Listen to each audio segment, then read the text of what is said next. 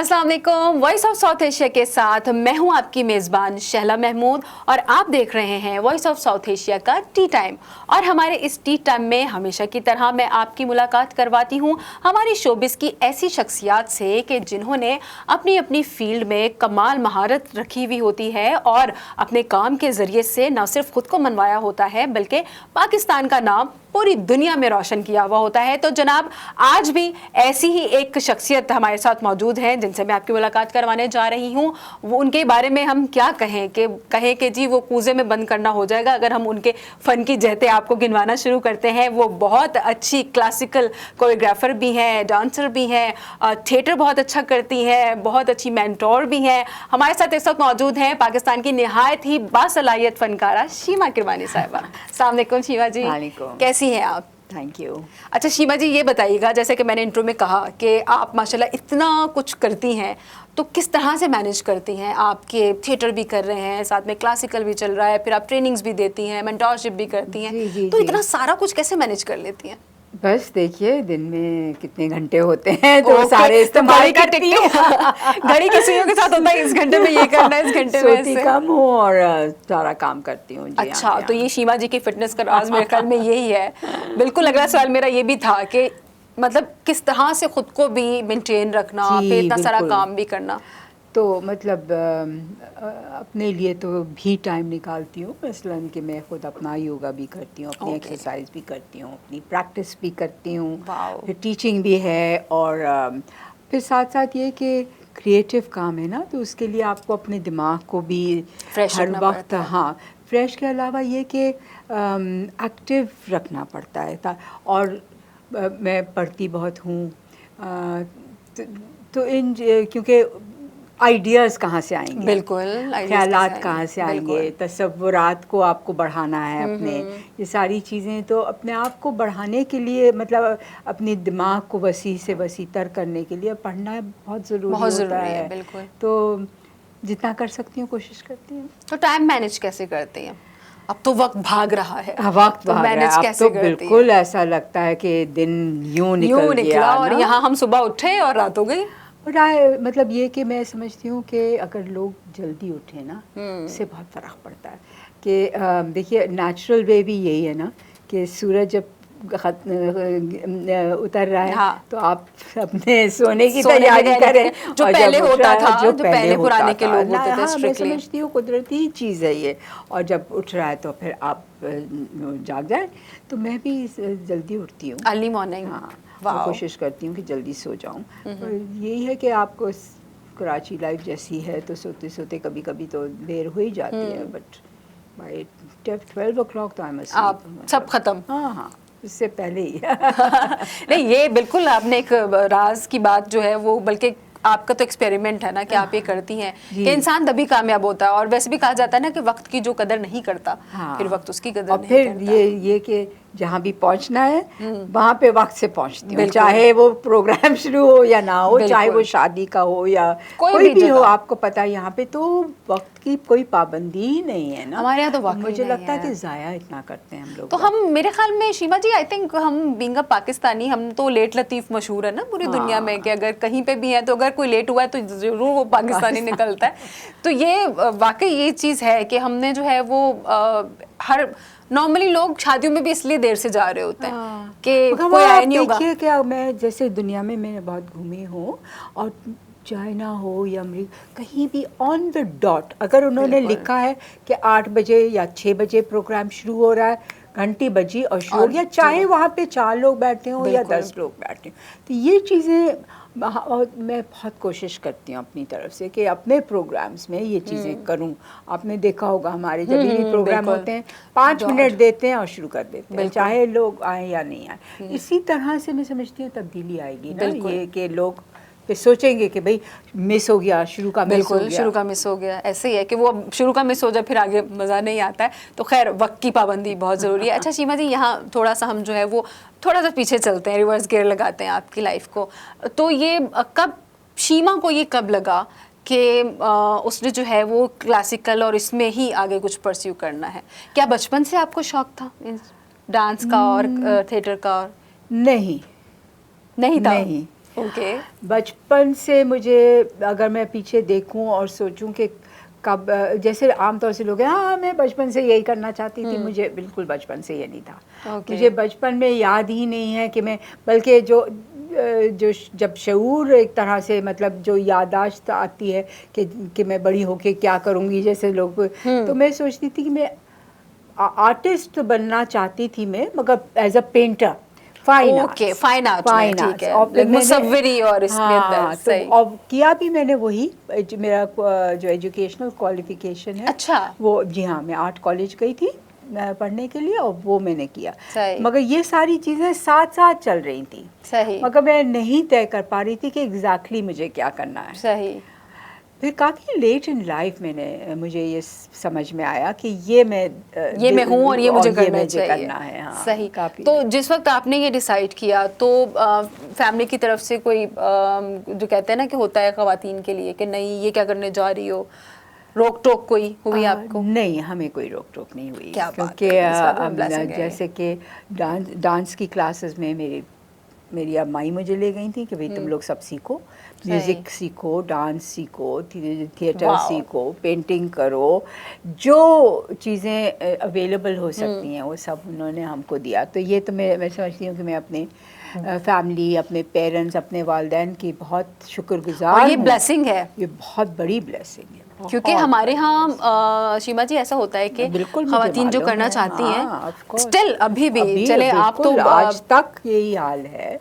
और बहुत सारी अभी भी, अब मैं आपको बताऊँ, कल ही मैं डांस सिखाती हूँ, अब तक सिखा रही हूँ। तो कल एक खातून आई और she was much older, she said सारी ज़िंदगी में सीखना चाहती थी, अब मेरे बच्चे बड़े हो गए हैं सब, अब तुम मुझे अब सिखा दो। How तो sweet। और फिर इस तरह से दूसरा कोई आता है, कहता है कि मुझे तो नहीं सीखने दिया, मगर मैं अपनी बेटी को लाई हूँ कि वो सीख ले। how तो इस तरह cute। से, मतलब इतना, हाँ, दिल को लगती हैं ये बातें कि क्यों लड़कियां लोग इन अपने चीज़ों पे ख्वाब जो है पाबंदियाँ वो लगाते हैं, पाबंदियां पता भी नहीं। लगा देते हैं, और ख्वाब होते हैं ना कुछ बच्चियों के बिल्कुल, कि वो बिल्कुल। ये करना चाहती हैं, या कोई डांस सीखना चाहता है, या कोई सिंगिंग करना चाहता है, कोई एक्टिंग करना चाहता है, कोई थिएटर करना चाहता है। और देखिए डांस तो ऐसी चीज़ है कि एक नेचुरली होती है, बिल्कुल। क्योंकि जब आप बच्चों को देखें, मतलब आप कुदरत से इसको अगर आप रिलेट करें, कि जब बच्चे छोटे होते हैं, आप म्यूज़िक लगाते हैं ना, तो खुद ही डांस करना है ना, है कि नहीं? बिल्कुल सो ऐसे इट्स ही है। सच अ नेचुरल थिंग ना, इट्स समथिंग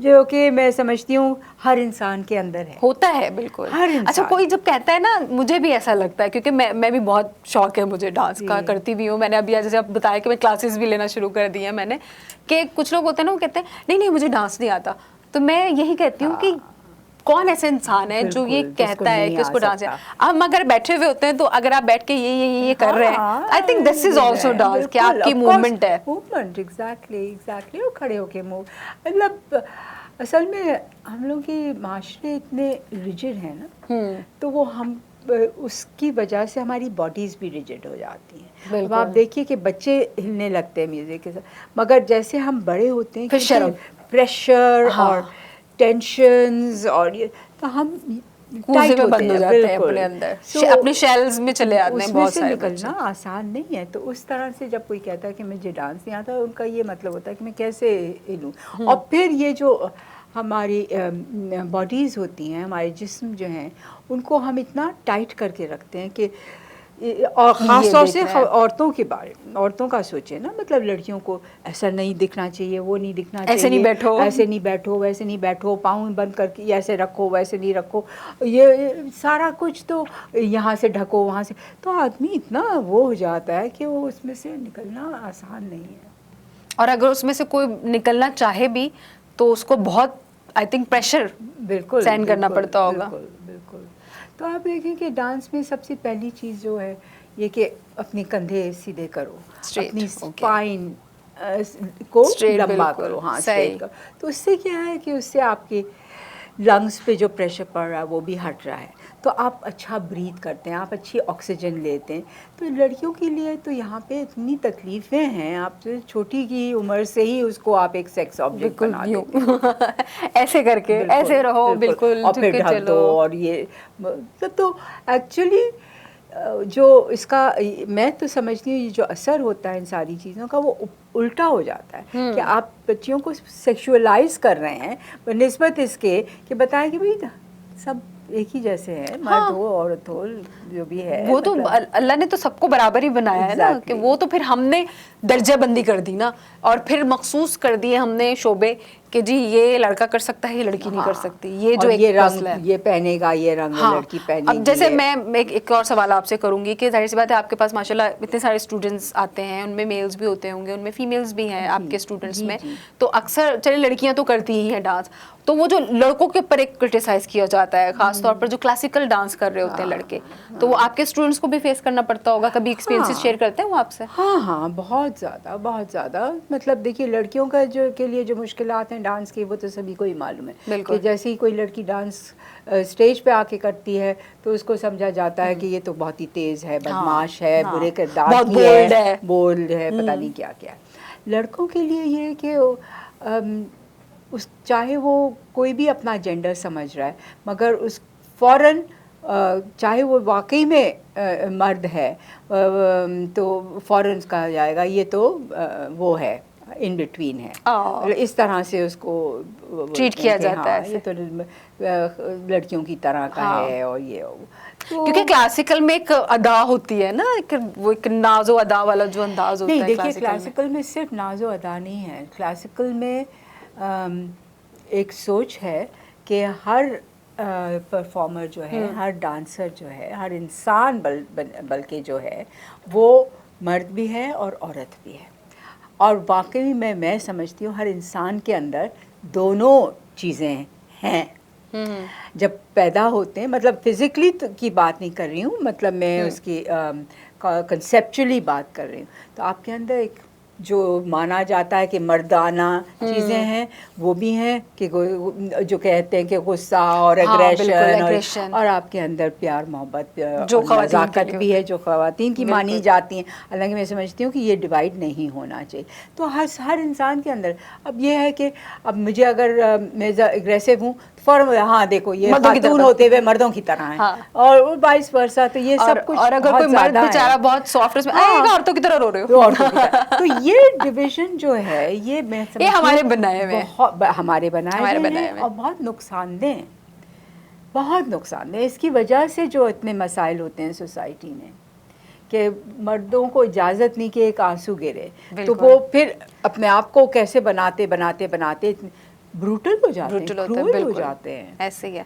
पत्थर बन जाना पड़ता है उनको, तो ये मतलब गलत है ये। हाँ बिल्कुल जनाब, ऐसे ही मज़े की बातें हम मज़ीद आगे भी कंटिन्यू करते हैं, क्योंकि यहाँ शिवा साहब एक छोटा सा वक्त हुआ है ब्रेक का, और ब्रेक के बाद से फिर से हम वहीं से स्टार्ट करेंगे। आपने कहीं नहीं जाना, देखते रहिए वॉइस ऑफ साउथ एशिया। हम यूँ गए और यूँ वापस आए।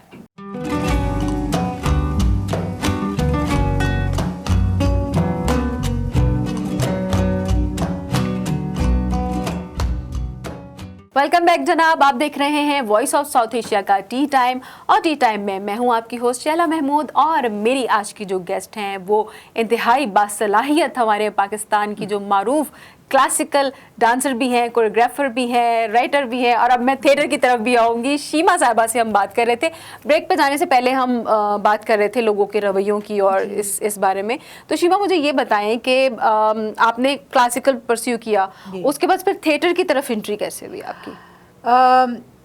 देखिए मैं समझती हूँ कि हमारे यहाँ ये चीज़ें अलग-अलग नहीं हैं, ठीक है, मतलब परफॉर्मेंस है, आप एक परफॉर्मिंग आर्टिस्ट हैं, तो एज अ परफॉर्मिंग आर्टिस्ट ये मैं अपने स्टूडेंट्स को भी सिखाती हूँ कि आपको एक्टिंग भी आनी चाहिए, आपको गाना भी आना चाहिए, आपको मूवमेंट भी आना चाहिए, बिकॉज परफॉर्मेंस जो आप कर रहे हैं अपने वजूद के साथ कर रहे हैं, अपनी आवाज़ भी आपको इस्तेमाल करनी है, आपका मूवमेंट भी है, और आपको आपके अल्फाज भी होने चाहिए। सो मैंने इसको हमेशा एक ही उसमें रखा है, होलिस्टिक, हालांकि वैसे कैरेक्टराइज अलग वैसे कैटेगराइज कर दिया गया है कि भाई ये तो सिर्फ, बल्कि मैं इस कैटेगराइजेशन के बिल्कुल खिलाफ हूँ। ये सिर्फ यही कैटेगराइजेशन नहीं है फरिया, बल्कि इससे ज़्यादा ये कैटेगराइजेशन है कि डांसर है क्लासिकल, अच्छा ये तो कथक करती है, भरतनाट्यम करती हैं, ये ओडिसी करती हैं, ये आई थिंक ये बहुत लिमिट कर देता है चीज़ को। देखिए मैंने जिनसे सीखा था मेरे उस्ताद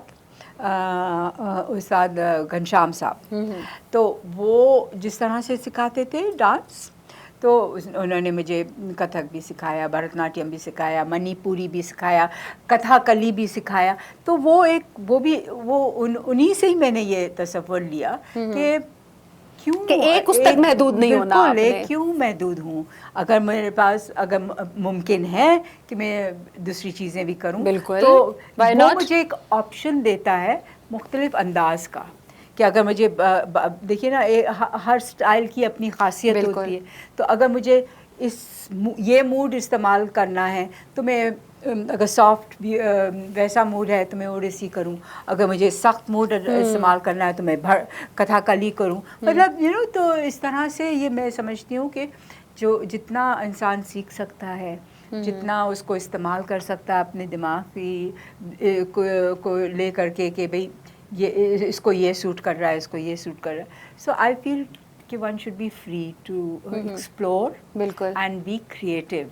सही। तो और वाकई में मैं समझती हूँ एज अ परफॉर्मिंग आर्टिस्ट, आप जब स्टेज पे जाते हैं आपकी आवाज़ भी आपको आनी चाहिए, कैसे डिलीवर करें, आपका मूवमेंट भी अच्छा होना चाहिए, और आप अगर आपके पास गा सकते हैं तो गाएं भी। तो आई रियली फील ये सब चीज़ें कनेक्टेड हैं। बिल्कुल, और फिर ये सब चीज़ें जब मिलती हैं मेरे ख्याल में तब वो आर्टिस्ट जो है ना, देन दे फ्लाई। बिल्कुल, और फिर वो इतने सारे आर्टिस्टों में फिर वो आर्टिस्ट अलग नज़र आ रहा होता है कि वो। तो मेरी टीचिंग भी यही है और मेरी अपने लिए भी यही है कि ये सारी चीज़ें जो आपके पास हैं, जो आप एक चीज़ के लिए इस्तेमाल कर रहे हैं, उन सबको डेवलप एफर्ट लगा के और इवॉल्व करें और बनाएं अपने आप को इस तरह से कि और आपने तो देखे हैं कि मेरे जो परफॉर्मेंसेस हैं, मेरे जो नाटक भी हैं, जो प्लेस भी हैं, उसमें भी मुस्तकिल हम लोग मूवमेंट करते हैं, मुस्तकिल हम लोग खुद जो एक्टर्स हैं वो खुद डांस भी करते हैं, नहीं करता, स्टैटिक कोई नहीं होता, वो एकदम से डांस भी शुरू कर देता है, वो एकदम से गाना भी शुरू कर देता है, और डायलॉग भी है। ऐसे ही। सो आई थिंक उस चीज़ का अपना एक मैजिक हो जाता है। बिल्कुल, वो तभी तो फिर खूबसूरत लगती है स्टेज पे चीज़। अच्छा, मुझे ये बताइएगा कि आपके जो स्ट्रीट थिएटर आप करते हैं, और यहाँ मैं अपने ऑडियंस को बताऊं कि शीमा जी जो हैं वो नुक्कड़ नाटक मेरे ख्याल में उसको कहा जाता है, कि कराची के जो बिल्कुल अंडर प्रिविलेज एरियाज हैं, जो बिल्कुल जहाँ बिल्कुल बैकवर्ड के एरियाज हैं, वहाँ के मतलब मेरे नहीं ख्याल कराची को कोई ऐसा जगह है जहाँ आपने परफॉर्म नहीं किया, और फिर वहाँ के लोगों में जाके फ्रॉम मतलब थिएटर को यूज़ करते हुए उनको एजुकेट करना, तो ये ख्याल आपको कैसे आया? एक चीज़ मैं पहली बात पे और कहना चाह रही थी, शैला का आप इजाज़त दें, कि वो जो हम कह रहे थे ना, ये सारी चीज़ें इस्तेमाल करते हैं हम लोग, डांस, म्यूज़िक, थिएटर, अपने परफॉर्मेंस, तो ये हमारा ट्रेडिशन भी है। अगर हम बड़े सगीर का ट्रेडिशन देखें तो जो एक्टर होता था ना, वो गाता भी था, डांस भी करता था। तो ये चीज़ भी मैंने सोची थी कि भी हमको ये ट्रेडिशंस को जारी रखना चाहिए। तो ये जो आप बात कर रही हैं कि हम लोग जो मेरा दूसरा स्ट्रीट थिएटर का काम है, स्ट्रीट थिएटर का मेरा मकसद ही यही था, जब से मैंने आर्ट की तरफ में इस तरह से आई हूँ, कि art should be meaningful, should be entertaining, मगर उस एंटरटेनमेंट में कोई मतलब भी होना चाहिए, कोई अवेयरनेस, कोई हाँ, मतलब ठीक है, हंसाना है मगर सोचने पर भी मजबूर करना है उसके साथ साथ। तो ये अगर दोनों चीज़ें हो सकती हैं कि you can entertain and educate, तो I think that is brilliant. तो हम लोग ये करते हैं कि हम लोग ये नाटक अपने जो बनाते हैं उसमें इसी तरह से गाने भी रखते हैं, डांस भी रखते हैं, फोक डांसेस भी हैं, फोक सॉन्ग्स भी हैं, और कहानी भी है, और कहानी के अंदर कोई वो है मैसेज है।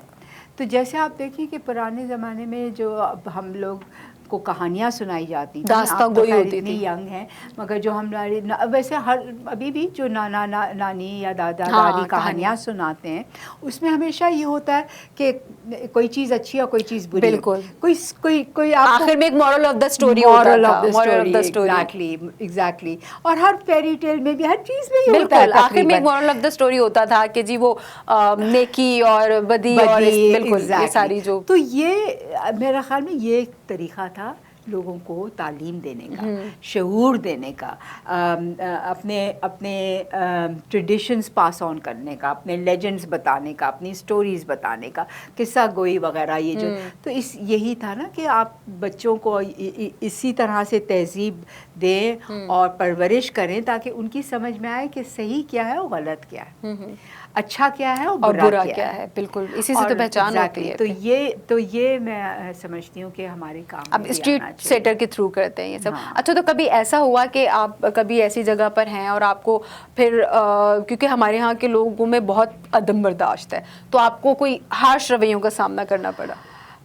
हाँ, मतलब देखिए, मैं तो पिछले 45 ईयर्स से कर रही हूँ, जैसे मैंने अभी आपको बताया था कि अब अगले साल 45 ईयर्स ऑफ तहरीक निस्वां सेलिब्रेट कर रहे हैं, 45 years of my teaching and performing celebrate कर रहे हैं। तो जो आपका सवाल था कि कभी हार्श रवैया लोगों कोई रद्द अमल इस तरह का आया?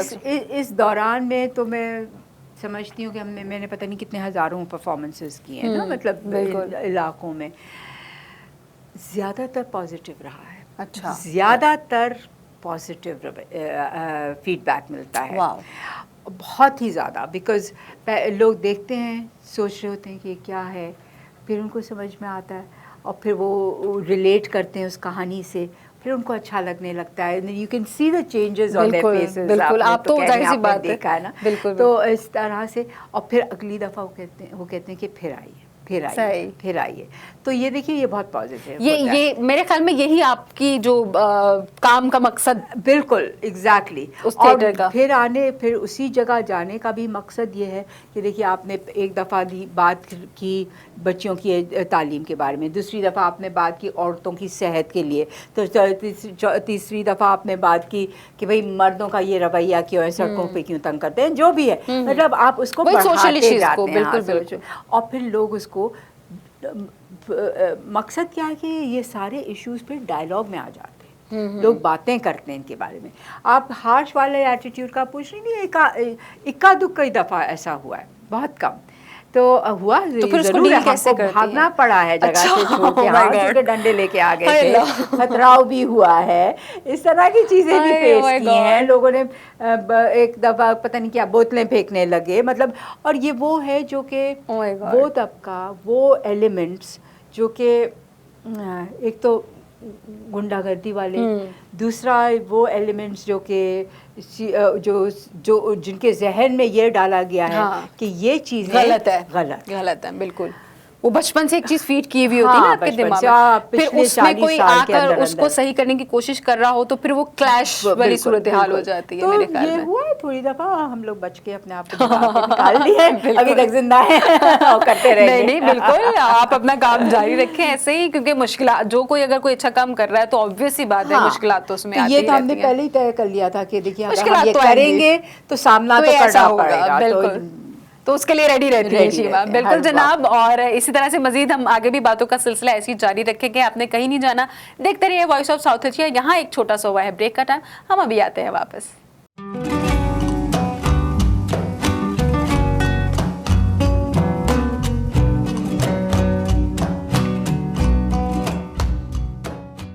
जी जनाब, वेलकम बैक। आप देख रहे हैं वॉइस ऑफ साउथ एशिया का टी टाइम, और टी टाइम में हमारे साथ आज हमारी मेहमान है शीमा किरवानी साहिबा।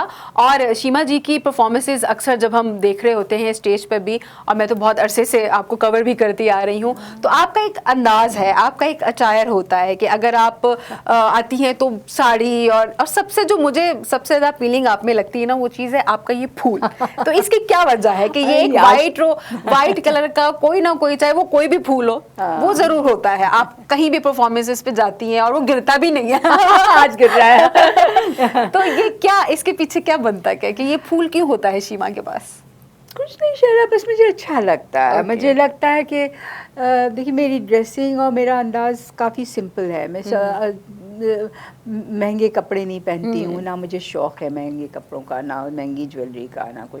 तो मुझे लगता है कि सिंप्लिसिटी और नेचर से मैं हमेशा रिलेट करती रही हूँ। सो ये फूल मुझे लगता है कि एक तरह से एनहांस करता है औरत की खूबसूरती को। Yes. और इसी तरह से बिंदिया भी मुझे लगती है कि ये एनहांस करती है चेहरे को। अगर मैं कुछ और मेकअप भी ना करूँ, बस सिर्फ एक बिंदिया लगाऊं, तो मुझे लगता है कि बस सही है, कंप्लीट काफी हो गया। ओके, तो ये फूल इसलिए होता है कि हाँ। आपको लगता है कि इसके बगैर आपका अटायर जो है वो Complete नामुकम्मल नहीं है। लगता। क्योंकि अक्सर जब परफॉर्मेंसेज आपकी हो रही होती है उसमें आपकी अच्छी खासी मूवमेंट है, आप डांस कर, तो लेकिन ये उसमें तो गिरता रियल नहीं है नहीं ये। होता। सही सही, उसमें अच्छा। तो रियल नहीं होता, क्योंकि फिर आप देख रही हैं आज रियल लगा हुआ ना तो मुरझाने लग जाता सही है। सही तो वो फिर कागजी फूल होते हैं वो। हाँ, बिल्कुल, बिल्कुल, सही। अच्छा, मुझे तो मजीद आगे कंटिन्यू और करते फिर हैं। एज अ डांसर आप देखें कि आप जो बात करें कि स्टेज पे आप देखती हैं तो बिल्कुल। यूजुअली तो डांस में तो फूल लगाए जाते हैं। हाँ, बिकॉज वो मेरे ख्याल में उसके गेटअप का एक बिल्कुल। पूरा हाँ, वो है। अगर आप क्लासिकल कर रहे हैं तो जी, उसमें तो जी। होता ही है ये। तो आपने कभी शुरू से ही क्लासिकल ही किया है, कभी किसी और जॉनर की तरफ जाने का कभी सोचा? नहीं, नहीं, Why? बिल्कुल नहीं। बिकॉज आई थिंक के जो बेसिस है हमारे रक्स का वो क्लासिकल है। सही। तो अब मैं क्रिएटिव डांस ज़रूर करती हूँ, कभी कभी मॉडर्न चीज़ें भी क्रिएट करती हूँ, मगर बेसिस हमारी यही रहेगी। एंड आई फील कि ये यहाँ पे है ही नहीं। ज़रूरी है कि इसको फैलाया जाए, ज़रूरी है कि लोग देखें। अगर आज आप किसी से पूछती हैं कि तुमने क्लासिकल डांस पाकिस्तान में देखा, तो 100 में से एक ने देखा होगा। बिल्कुल। बिकॉज एक तो मौके नहीं है, और सबसे बड़ी बात ये जो मैं इस वक्त कहना चाहूँगी कि टीवी पे नहीं है। जो सबसे बड़ा मीडिया है, मीडियम है टीवी का, उस पर आप देखें कि इतने फैल गए, इतने चैनल्स आ गए हैं, but not one channel does a classical dance performance, not one channel. तो ये जब आप कभी किसी फॉर्म पर बात करते हैं तो कभी ऐसा हुआ कि किसी टीवी चैनल को आपने अप्रोच किया हो इस तरह से? और मैंने बहुत टीवी चैनल्स को अप्रोच किया कि मैं तैयार हूँ प्रोग्राम करने के लिए आपके लिए, और मैं इस तरह के मैंने प्रपोजल्स दिए हैं बाकायदा लिख करके। देखिए इस तरह से करेंगे कि एक स्टाइल लेंगे क्लासिकल, उसकी बात करेंगे, उसका बैकग्राउंड बताएंगे, उसका ओरिजिन्स बताएंगे, कैसे शुरू हुआ डांस, कहाँ से आता है, लाइक एजुकेशनल, और फिर उसकी थोड़ी सी डेमोन्स्ट्रेशन भी करेंगे। सो इस तरह से आप इसको बिल्ड कर सकते हैं, but no channel is interested. I don't know why. Classical मतलब वो कहते हैं ना कि और वैसे भी शीमा जी अगर हम अभी भी नाम लें तो हमारे यहाँ अगर हम देखें तो फिंगर टिप्स पर है, हमारे यहाँ है ही नहीं। फीमेल खास तौर पर, मतलब अभी भी मैं बोलूँ फीमेल कोई तो भी नहीं सबसे पहला नाम आपका आता है, फिर कहीं एक और दो कहीं निकल आती होंगी। बिल्कुल नहीं है, बहुत मुश्किल हो गया है। और पहले था, अब आप देखिए कि पहले PTV सिर्फ था, उस पे हर हफ्ते एक क्लासिकल डांस का, आप तो नहीं, आप उस वक्त शायद पैदा भी नहीं हुई होंगी, हर हफ्ते एक क्लासिकल डांस का प्रोग्राम आता था। और जितने भी डांसर्स थे और उस ज़माने में थे वो उनको मौके मिलते थे। इस तरह से लोगों की आशनाई होती है उस चीज़ से, देख के सुन के ही पता चलता है कि अच्छा ये क्या है। अब डांस को क्यों बुरा लोग समझते हैं? बिकॉज दे थिंक, मतलब जैसे ही डांस का नाम आता है तो क्लासिकल का तो कोई सोचता ही नहीं, क्योंकि उन्होंने देखा ही नहीं है, उनके तस्वुर में ही नहीं है कि क्या है क्लासिकल। उनको लगता है हाँ ये जो फिल्मी डांसिंग है, ये जो बस ये है नाच गाना और ये कि शेकिंग द बॉडी, ये है dance. This is one type of dance, but हम तो क्लासिकल की बात कर रहे हैं, जो कि हमारी ट्रेडिशंस हैं, जो कि हमारे जो डरो इंडस वैली सिविलाइजेशन से उतरता हुआ आया है, उसको हमने छोड़ दिया, उसको हम पीछे बिल्कुल कर दिया। अच्छा, यहाँ मुझे ये बताइएगा शीमा जी कि जैसे हम बात कर रहे थे आपकी तहरीक नस्वा, आपने 45 साल पहले जो है वो शीमा गिरमानी साहिबा ने अपनी एक तंजीम बनाई थी ख़वातीन के हकूक़ के लिए, और ये इन्होंने कदम उठाया था आज से 45 साल पहले, जिसकी अब मेरे ख्याल में आप लोग तैयारियां भी कर रहे हैं उसके 45 ईयर्स की सेलिब्रेशन। तो ये ऐसा क्या आपके जहन में आया, मतलब उस वक्त क्या ऐसे हालात थे कि आपको लगा कि इस तंजीम की ज़रूरत है? हाँ, तो ये तंजीम बनी थी बेसिकली, जैसे आपने कहा कि विमेंस राइट्स के लिए ना, और ये इसलिए हमने बनाया था क्योंकि मेरी कुछ दोस्तें थीं, हम लोग जब मिल के बैठते थे तो हमें लगता था कि भाई इस माशरे में औरत की जो हैसियत है वो मर्द से बहुत कमतर है, चाहे वो किस भी तबके की हो। मतलब अगर ज़रा पैसे वाले तबके की बात करें तो वहाँ पे ये कि ठीक है लड़की की शादी में ख़र्च करेंगे मगर तालीम तो के अखराजात तो बेटे के ही लिए होंगे। तो देखिए ना, तो इस तरह की सोच कमतर समझा गया है और औरतों को, लड़कियों को अरसे दराज से, और इस चीज़ को हम तब्दील करना चाहते हैं कि नहीं, ये कमतर नहीं है, ये बराबर है। आप दबा करके रखते हैं, आप उसके साथ गलत रवैया रखते हैं, आप उसको पर तशद्दुद करते हैं, आप उसको as a equal human being फूलने नहीं देते, बढ़ने नहीं देते आगे। तो उसको ये था, और उस वक्त हमने ये सोचा कि नहीं हमें, और फिर और साथ साथ ये भी कि देखिए हमारे यहाँ जो कल्चरल ट्रेडिशंस हैं उसमें सबसे पहली चीज़ है मुशायरे, है ना। इतने अब तो खैर कम हो गए हैं मगर पहले तो बहुत होते थे मुशायरे। बिल्कुल। अच्छा, उस वक्त भी मैं 45 ईयर्स पहले की बात करूँ, उस वक्त भी मुशायरे, उस वक्त तो बढ़ के शायद ज़्यादा ही होते थे।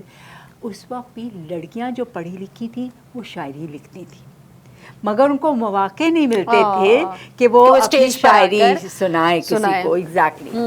तो हमने इस तरह से शुरू किया, एक ऑल फीमेल मुशायरा किया। तो यू नो कि जो शायरा हैं वो सिर्फ औरतें, ऑडियंस मिक्स्ड हो। सही। फिर हमने कुछ लड़की औरतों की कहानियाँ लेकर के छोटे छोटे नाटक पर, कि औरतों की जो सलाहियत है, क्रिएटिव कैपेबिलिटीज़ है, उनको सामने लाया जाए। बिल्कुल। और उनको मौके मिलें कि भाई वो भी अपना आर्ट, अपना फन, अपने टैलेंट्स, अपनी कैपेबिलिटीज़। और मेरे ख्याल में ख़वातीन ज़्यादा क्रिएटिव होती हैं, इसलिए नहीं कि मैं खुद लड़की हूँ, आप भी खातून हैं, लेकिन मेरे ख्याल में ऐसा आप बिल्कुल क्रिएटिविटी जो है, ये बहुत सारी चीज़ें बहुत बेहतर है ख़वातीन में। देखिए पंचुअलिटी औरतों में आती है, क्रिएटिविटी औरतों में आती है, डिसिप्लिन और सब, और मेहनत और हार्ड वर्क और मल्टीटास्किंग। क्योंकि हम लोग बच्चे भी पैदा कर रहे होते हैं, खाना भी पका रहे होते हैं, घर भी संभाल रहे होते हैं, नौकरियां भी कर रहे होते हैं, और एक ही वक्त में। बिल्कुल। लेकिन सारे इतने सारे हाथ निकले हुए, सारी जिम्मेदारियां हमारे ऊपर है। बिल्कुल। इसीलिए बहुत सारी जो पुराने जमाने की गॉडेसेस थी ना, उनके जैसे आप कह रही हैं, इतने सारे हाथ में ये है, एक हाथ में ये है। खैर वही वाली बात है कि अभी भी स्टिल हम अभी भी ख़वातीन जो हैं वो अपनी बका की जंग ही लड़ रही हैं। और आपने ये सफ़र 45 साल पहले शुरू किया था, तो हमारी दुआ है कि ये आगे सफ़र ऐसे ही चलता रहे। और अगर आपकी तहरीक से किसी का कुछ भला हो रहा है, कोई एक फर्द भी अगर उसकी सोच अगर बदल रही है, तो मेरे ख्याल में वो आपकी कामयाबी है। बिल्कुल, आपने बिल्कुल सही कहा। मैं बिल्कुल। और आखिर में मैं शीमा साहब से ये कहना चाहूँगी कि अगर आप कोई पैगाम देना चाहिए हमारी ख़वातीन को, औरतों के लिए तो मेरा यही पैगाम है कि हर औरत के अंदर, एक तो ये कि हर औरत अनमोल है, हर औरत के अंदर हर बेहतरीन किस्म की सलाहियतें हैं, और सबसे बड़ी बात कि हर औरत के अंदर बहुत ताकत है। मगर हम उस ताकत को भूल के अपने आप को कमज़ोर समझने लगते हैं, क्योंकि हमें इतना सिखाया गया है, डराया गया है इस तरह से। तो अगर हर औरत अपने अंदर की ताकत को पहचान ले, बिल्कुल, तो मैं समझती हूँ आप दुनिया तस्वीर कर सकते हैं, दुनिया बदल सकते हैं। ये जो दुनिया जिसमें जंगें, जिसमें तशद्दुद, जिसमें मार धाड़, खून खराबा, बॉम्बिंग, वॉर, ये सब कुछ ख़त्म होगा, क्योंकि औरतें ये चीज़ें नहीं करती हैं। कभी आपने सुना कि औरत ने जंग की है? कभी आपने सुना कि औरत ने न्यूक्लियर क्लैशनिकोव से मारना शुरू कर दिया है? मतलब नहीं, औरतें आप peace loving. Yes we are peace loving. हमें ऐसे ही बदनाम किया जाता है कि हम लड़ाका होती है। खैर बहुत मज़ा आया आपसे बात करके शीमा साहिबा, आपने अपने इतने कीमती वक्त से हमें टाइम दिया। तो जनाब उम्मीद करते हैं कि आपको आज का एपिसोड बहुत अच्छा लगा होगा। शीमा जी की इतनी सारी बातें आज हमने शेयर की हैं आप लोगों के साथ। तो यहाँ वक्त हुआ चाहता है हमारे प्रोग्राम के इख्तिताम का। इंशाल्लाह अगले प्रोग्राम में ऐसे ही हम आपकी किसी फेवरेट सेलिब्रिटी के साथ आपकी चिट चैट करवाएंगे। तो तब तक हमें, मुझे और शीमा जी को दीजिए इजाज़त। अपना बहुत सारा ख्याल रखिएगा। अल्लाह निगहबान।